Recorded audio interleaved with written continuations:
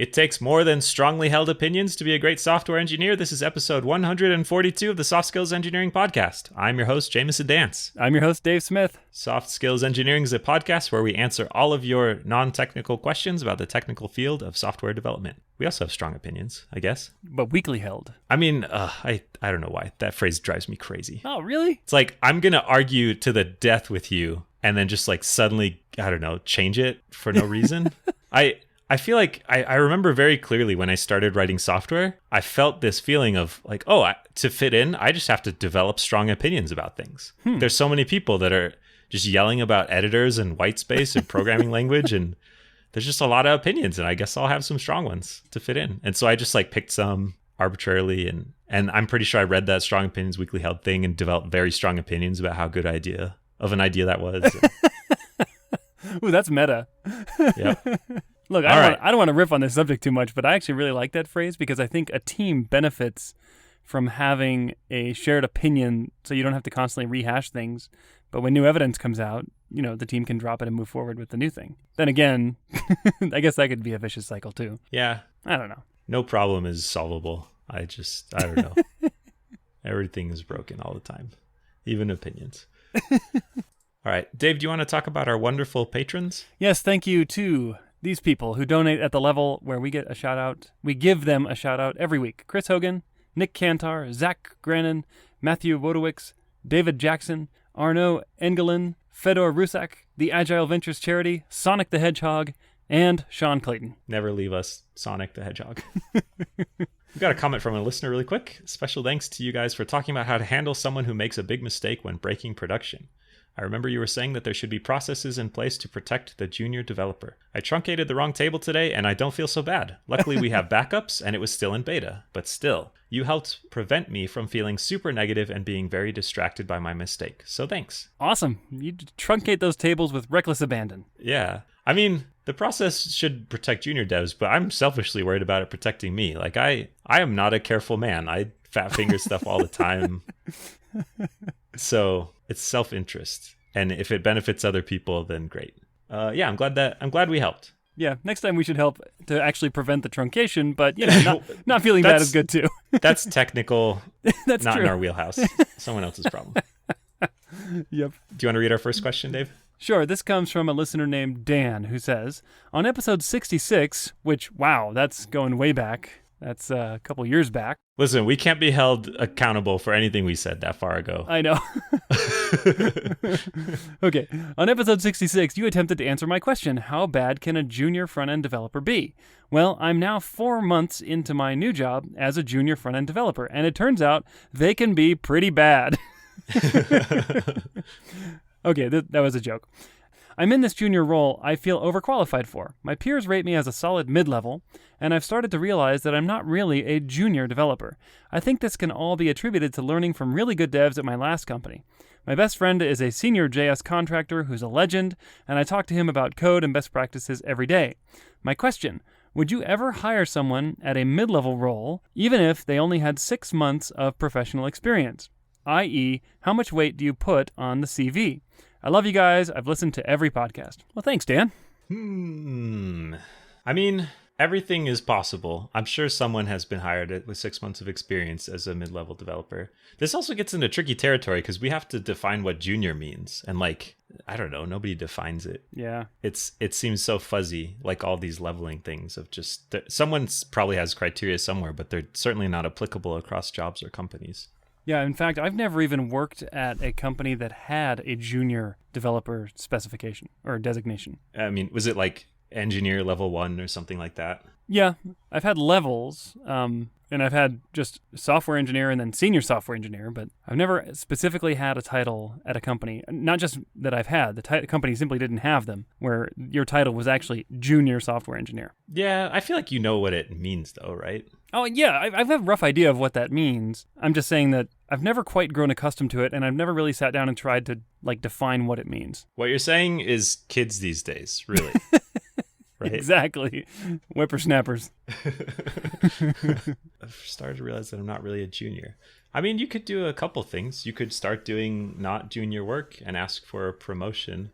I feel like the first job most people get in software is like their junior developer job. And it's pretty common to go get another job after a shorter time for your first job, because I feel like that transition is often not recognized at the same company. Yeah. Or maybe people get this fixed idea of your ability and skill set in their head, and then as you develop and improve, they don't suddenly wake up one day and say, "Oh, Dan is not a junior anymore." Yeah, for sure. It's for whatever reason, people just don't see it. I think it happens so slowly, But now the question is 6 months long enough for another company to recognize you as more than a junior engineer? Maybe. I mean, most companies do some kind of technical skills evaluation. So there's like sample projects or whiteboard questions, or I don't know. There's some way to evaluate your technical skill. And if you're really saying, I think most people's calendar of engineering title progress, 6 months feels pretty short from junior to non-junior, but if you can just kick butt on those skills tests, then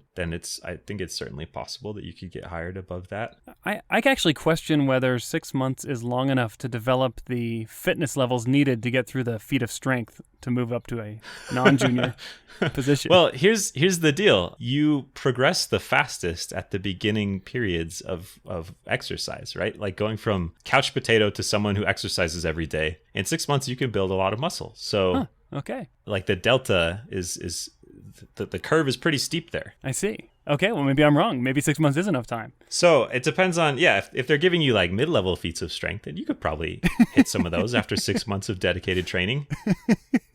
What are steroids in this analogy? Is that like paying for training courses? Like that's your Pluralsight subscription. Your Pluralsight or whatever.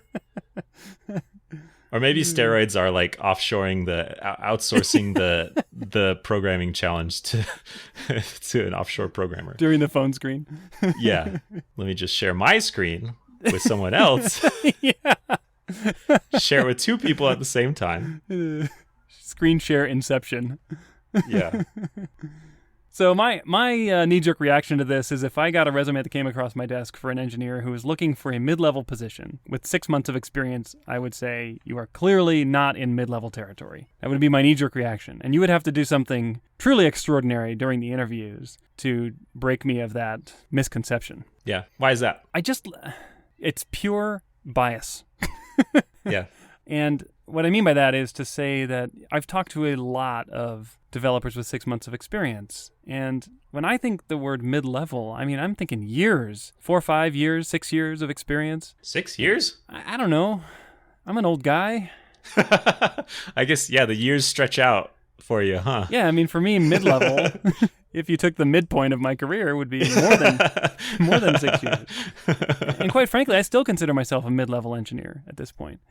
Kind of, I mean, you've heard the term mid-career? Yeah. Like I am squarely in mid-career, numerically. Is that really how you think of it? No, not really, because the number of older developers who are like 50 plus in years is actually very, very small because our industry is so young. And so, no, I don't really think of it that way. But I do think I do think of mid-level as 5+ years of experience. Wow. Yeah. Okay. Maybe we have a generation gap here, because maybe. I feel like I agree with you broadly that my knee-jerk reaction would be probably not ready for a mid-level, but maybe you are if you do something particularly impressive. But 5+ doesn't feel mid-level. That feels like where I would be trying to see if they're a senior engineer. Huh. But I came into the industry when I feel like it was younger, and there are a lot more people coming into it at the same time. So maybe the gradient kind of spread out a little bit. Yeah, see, I came into the industry when a whole bunch of people were getting out of the industry. It was a really bad time to come in. And so I worked with in fact, my first job out of college was a team of about 15 engineers, and they had hired 3 newer developers like me right out of college. And then the other 10 or 12 engineers were at least 40, 45 years old. I mean, these people all had at least 15 to 20 years of experience. So that's kind of maybe how I there's got like started. some title inflation going on. So my team that I work with every day has 6 people on it, and there's one person with a title level below senior engineer. Mm-hmm. And the average age of the team is probably like early 30s. Okay. And they have about maybe a little bit younger. 8 to 10 years of experience? The senior folks, I would say they have a little bit less, maybe a little less. Maybe I just convinced myself the opposite now. when I say that out loud. Yeah, I guess. So what are you convinced of now? I feel like you just had a strong Nothing. opinion weakly held. Yeah, I think I did. It's all that training as a programmer prepared me for this moment. I don't know, but none of this is answering Dan's question, right? Which is like, can I get hired as a mid-level engineer? And we're saying basically like you probably wouldn't pass just a blind screen of someone looking at your resume and then looking at the job posting and saying like, nah, this probably doesn't work. So you would have to have some connection or some thing that stuck out, because if someone's reading 30 resumes and the criteria for the job is mid-level engineer and they see someone with 6 months of experience, they're probably, if they have nothing else, they're just going to say like, probably not. Yeah. Well, I would have a few questions for Dan. I would say question number one is, are you the brother-in-law of our CTO? It turns out programming skill is correlated with the ability to make my sister like you. Yeah. Nigh unto marriage, indeed. Yep. But seriously, like 6 months. Yeah, Jamison and I were talking about this before we started recording. There is just like an amount of time that must pass in order for you to have seen and made a lot of mistakes. And when I was a kid, my parents had this interesting magnet on the fridge, and it said, "Good judgment comes from experience, and experience comes from bad judgment." And It's a really weird thing to put in a house that has teenagers. I know. Well, suffice it to say, I did exercise a lot of bad judgment as a teenager. Listen, Mom, I turned 16 and I got that tattooed on my forehead. Just like your magnet says. Now I have experience.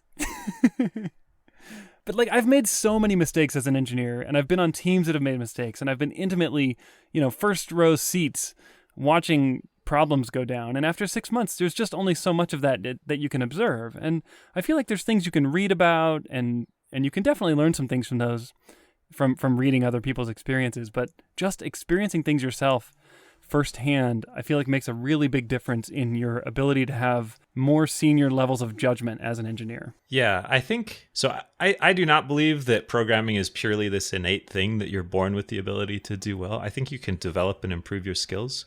But I think there are people that probably start at different levels or are more naturally apt towards learning the kind of tactics of writing code to solve problems. And you can maybe have a jump start and be naturally good at that and have invested a lot. But I agree with Dave that there's just so much you haven't seen with only 6 months of professional experience. And I don't know that you can skip that part. I mean, there are some exceptions, obviously, but you would have to be an exception. I guess that's the point. Yeah. I think that's what we're saying. And I've met these whiz kid folks who are very inexperienced, but just show an amazing innate knack at being good with programming skills, meaning they can crank out code, they can solve hard programming problems, but they lack some, I don't want to say more important abilities, but they lack things that come with time and maturity and experience in the field, like learning how to work with a team, learning how to work with a product manager, learning how to report status effectively, learning how to come to work and leave work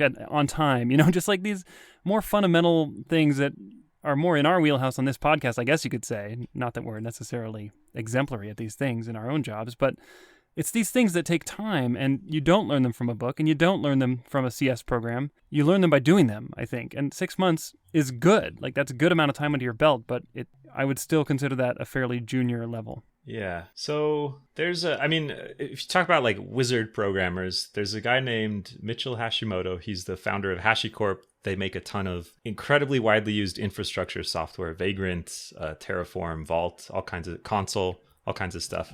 And he wrote Vagrant when he was like 20, 19, some outrageously young age. And it's got just millions and millions of users. Mm-hmm. So he feels like one of those exceptions, and he's had an exceptional effect on programming. Yeah. But even then, I don't know his background. Maybe he'd been programming for like 5 years by then already. Yeah, possible. It's unlikely Vagrant was his first programming problem. Yeah, and also Vagrant isn't like a mid-level engineer problem. He's probably pretty far on the bell curve of like outliers in terms of technical skill. But I guess the point of bringing this up is like, young people who don't have a ton of experience can do incredible things and have a pretty huge effect on the world. Sure. Who's the guy that did Babel? Yeah. We interviewed him on a podcast years ago. Yeah, Sebastian McKenzie. He made that when he was very young. Yeah, he was like an 18-year-old and did it in history class. I think he was younger. Yeah.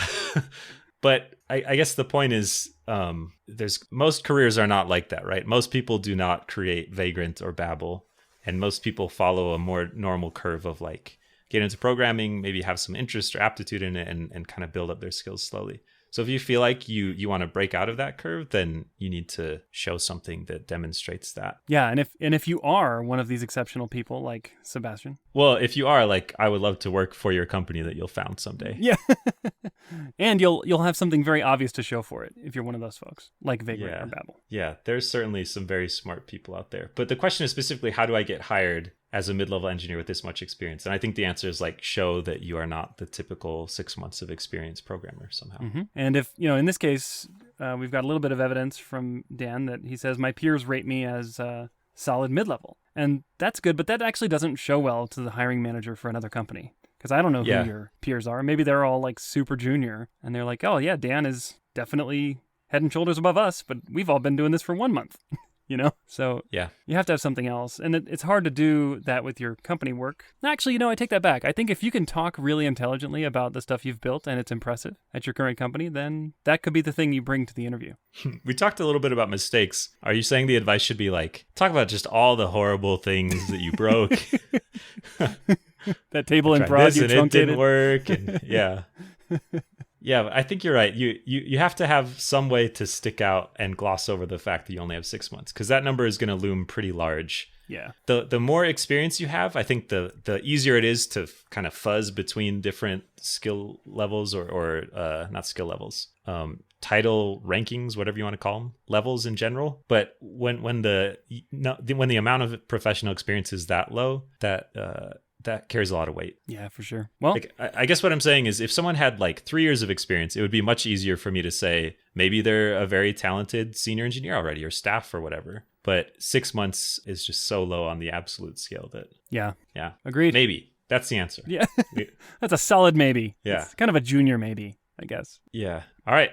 Question answered. Do you want to read our next one? Oh, it's my turn. Yes. I want to read our next one. I do not want to read it. Okay. I want to hear you read it. This is from an anonymous listener. Thank you so much for the show. I've been binge watching. I mean, listening. They wrote listening, and I just said watching. What have you been doing recently? That tells you nothing about my media consumption habits. I've been binge listening to old episodes ever since a friend of mine suggested it. Your excellent and often comedic advice has been getting me through the workday, and I really appreciate it. Onward to the question. I imagine trumpets.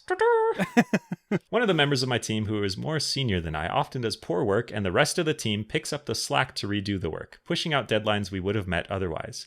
I know better than to vent about this at work, even though it's very frustrating. However, now I'm in a bit of a predicament. Part of our annual review process requires us to provide feedback on each of the members of our team, which is not anonymous. Anonymous, I guess. The feedback is used to make decisions about raises and promotions. This individual has mentioned that they will expect a promotion to team lead in this upcoming review cycle, which makes me quite nervous. Should I be honest in my review and mention my concerns, or should I take the much more comfortable route, which will also protect my relationships on the team, of pretending that everything is fine? Oh, ouch. Yeah, the first comment I wrote was, oof, with a lot of O's. It's like 12 O's. Yeah, this is rough. But I just had a brilliant idea strike me, which is, can you include your negative feedback in code so that the person you're leaving the feedback to will not get it? Oh, but the manager will? The manager will. Yeah, so maybe like you type it in ink that is invisible for 12 hours. And 12 hours happens to be the time that the individual reviews it before handing it to their manager. And then it appears in bright pink. Or you leave a little note at the bottom that's like, hey, manager only, hold this up to a flame. Or, I mean, if they're not very good at code, you could like lock it behind a coding puzzle. And then your manager can solve it and see what the real feedback is. It's like a steganographically obscured message. Yeah, listen, they'll never be able... They can't recognize base 64 encoded text. So just ignore it. They'll just ignore this weird blob of characters. But my manager will see it as suspicious and decode it. And it says, everything I said in this review is a lie. Yeah. Or, I mean, you mentioned stenography. Yeah, I mean, the first letter of every sentence, that's a classic one. Mm-hmm. First letter of every line. Yeah, I mean, that's a different podcast. All the ways to encode negative feedback about your peers in text. Any of those would work. Look, I actually don't think you have a problem here. Let's just assume that if this person gets promoted to team lead, they're going to stop writing code. So go for it. Pile on the praise, get that promotion done, and then your problem is solved. Oh boy. Yeah, this is rough. I can see the value of sharing feedback about each other in some circumstances, but having it be like a large part of your performance reviews tied to income and having that be not anonymous feels a little weird. Yeah. I feel like this is maybe an exercise you would do as like part of working on communication skills as a team, like pair up and each person gives some feedback to the other person and then kind of talk about how the experience went. Not like, okay, you sit down and sign your name on this document that's going to determine how much money your coworker will make. That feels weird. That doesn't help you, but hold on.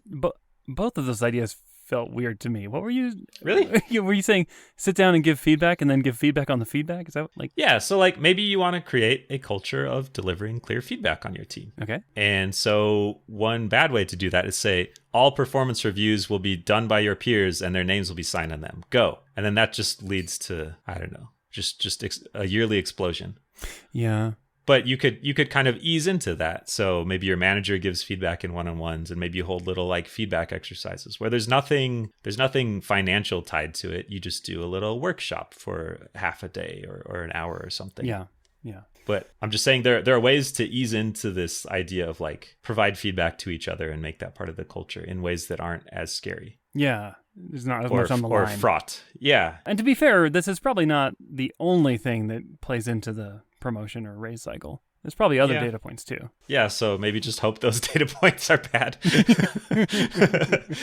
Keep your head down. I mean, okay, so I'm the kind of guy that likes to share honest feedback, even if it's not comfortable. But if it's as bad as this person describes, where it frequently the work has to be totally redone, surely the manager is aware of this, and at least someone will bring this up, right? So maybe, even though I hate this idea, maybe you could skirt by if you're super uncomfortable and just sweep it under the rug and hope that it, gets handled. Yeah.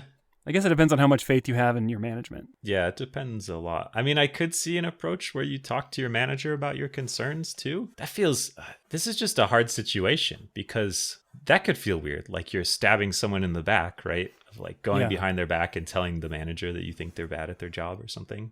I think that the part of this question that surprises me the most is that this person's work regularly has to be redone to the point that they miss deadlines. And yet they're still expressing that they're expecting to get a promotion to team lead. Like, that's such a big disconnect between those two things. Like, thinking you're so great that you could be team lead while the reality is your stuff's getting reworked by your team members. Like, how? How does that happen? Yeah, maybe there's a lack of introspection on their part. Or, I mean, maybe they're really good at some other things and just their pure coding chops are not up to snuff. Or they're very careless or... Mm-hmm.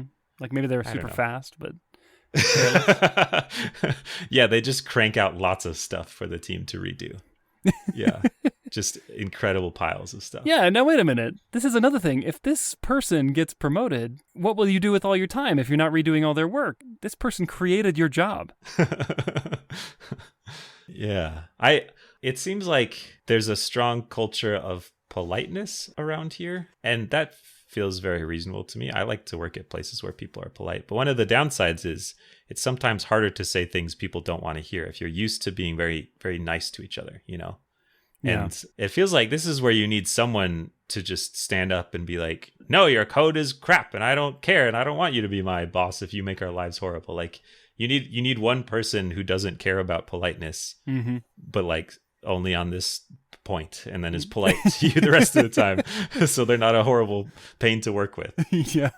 But it does feel like there's a pendulum between kind of like say whatever's on your mind. Maybe it's a little bit harsher of a communication style, but people are very honest and sometimes they're honest about negative things, but also positive things. And the other side of the pendulum is like everyone is very kind and polite, but there's a lot that goes left unsaid because people don't want to say things that offend or upset other people. And it feels like this is one of the problems that you get when it's more on that pendulum of don't upset other people, where there's some unpleasant things or that might make someone unhappy that need to be said. Yeah. Should you be honest in your review and mention your concerns or take the much more comfortable route? This is a bit of a false dichotomy. There is a third option here, and that is that you can approach your manager And even without mentioning the name of the person, you could say, there's someone on our team I want to give feedback on, but help coach me through this process of sharing the feedback with you. I'm not sure I'm not sure how it should be given and how best to give this in such a way that the person can improve or that would have the best outcome. And then share, without necessarily revealing who you're talking about, some of the circumstances that have given you so much concern. And then see what the manager says. And maybe they'll direct you to say, yeah, I need to know who that is. And then you let them know, or maybe they don't, maybe they'll say, look, you're actually inflating the problem here. It's not that big of a deal. And then maybe they'll give you some context you weren't aware of or some new perspective. But I mean, you can definitely do this out of band. You don't have, writing your feedback in the formal feedback form is not your only option for sharing feedback. I wonder... Okay, so my dad is like a superhuman, and he is capable of things I'm not capable of. And I can just hear in my head what his answer to this question would be. And it would be, he would walk up to this person and say, I'm not comfortable recommending you for promotion when your work impacts us negatively this much. And I just want to let you know, I'm going to put that in my review. And then he would walk away and just be like, and like go about his day. Yep. Yeah. So that's the someday I hope to evolve to that level option of just, because the benefit of that is it's not an ambush, right? Like if they're just dead set on the idea that they're getting this promotion and then the day of they read their feedback form and it's got this stinging rebuke or whatever they see it as, that could inspire some pretty unhappy feelings and maybe blow up a little bit. But if you're giving them a little bit of warning and saying like, hey, this is how I see the situation, maybe it would give them more time to I don't know, sabotage your career. I don't know. It just feels like in some ways it feels like letting them know would be good, but I could also see that having more negative effects. I really like the way you worded that. Like, I'm not comfortable giving a positive recommendation for a promotion for you. That's good. Yeah, thanks. Instead of just saying, you're not team lead material. Your code is bad. You say what you feel. And then if they have a response to that, you can talk through it. Yeah, and maybe they'll convince you, or I don't know. Probably not. Hey, remember all those hours? That was actually all an illusion. I magicked you. That never happened. Yeah, that was time you spent having fun with your family. But it was too much fun. It would have driven you mad, so I replaced that in your memory with time crunching to meet deadlines that I caused you to miss. I'm not the hero you deserve, I'm the hero you need, or whatever that Batman quote is. Yep. The other one, not the hero you need, I'm the hero you deserve. I don't know. You know what? Christian Bale, or whatever the guy's name was, it wasn't Christian Bale, it was Gary Oldman. He probably tried that both ways and then picked the one that sounded better. So feel free to do that in your head right now. Yeah. Yeah, this is a tough one. The solution that feels most personally comfortable to me would be talking it through with my manager. Outside the formal process. Yeah. Me too. I do think just kind of dropping a bomb and signing your name on it feels least comfortable. And someday I hope to feel comfortable with the Jamison's dad solution of just talking to them beforehand and expressing your concerns. There's something that happens when you verbally approach a manager before you give them your written formal write-up. And I have had to give hard feedback to people like this before. And having a conversation out loud with your manager beforehand helps give your manager context. And they can see that you're conflicted, right? It's not just like, oh, look how heartless Jamison is. He wrote all these terrible things about Bob over there. It's like you can actually have a chance to explain yourself and talk through it and say, look, I don't want to tank this person's career, but I also am not comfortable with them being team lead. Talk through it. And then you can take a more positive tack where you say, I want to do something that would be the most helpful to them. What do you think that is? And that's actually the most human or humane thing I think you can do anyway, is really try to figure out how to help this person. And I could see how that would make sense, because if they really have this large glaring technical weakness, it's going to cause problems, even if they don't write as much code as a team lead. Team lead sounds like they still might write quite a bit of code though. Yeah. It's not going to work out great if they're already causing damage as is. So I think you could approach it that way. I also think it might be valuable, especially if you're worried about damaging your relationships, to kind of let the manager know if you decide to go forward with leaving this feedback, to because they can potentially be on the lookout for negative effects of this. And that's something they should stop, right? You shouldn't get punished for saying your opinion about someone's performance if the process involves asking you for your opinion about their performance. Yeah, so maybe you could get a little bit of backup there. Well, have we answered the question? I think so. It's a tricky situation. I think you got a few good options here. And, if you really, really feel uncomfortable with all this, you can just write the things that are good about this person in the review and ignore the rest. But I would not do that if I were you. I don't know what I would do, honestly. I know what I want to do, but I don't know what I would actually end up doing. I'd probably stay up really late for several nights before and then let my more tired brain decide. Yeah, exactly. I trust tired Jamison more. I know what I should do. I should get really good and sleep deprived before I make this decision. All right. Question answered. Where can people go if they want their own questions answered? Go to softskills.audio and click Ask a Question. Thank you so much to everyone who has done that. The questions are just so good and so much insight into what's going on in people's worlds. We really appreciate it. You are the lifeblood of the show. Keep your questions brief, to the point, and you can share your name or not, whatever you like. What can people do if they want to support the show, Jamison? Go to softskills.audio and click support us on Patreon. Thank you very much to everybody who does, and thank you for listening. We'll catch you next week.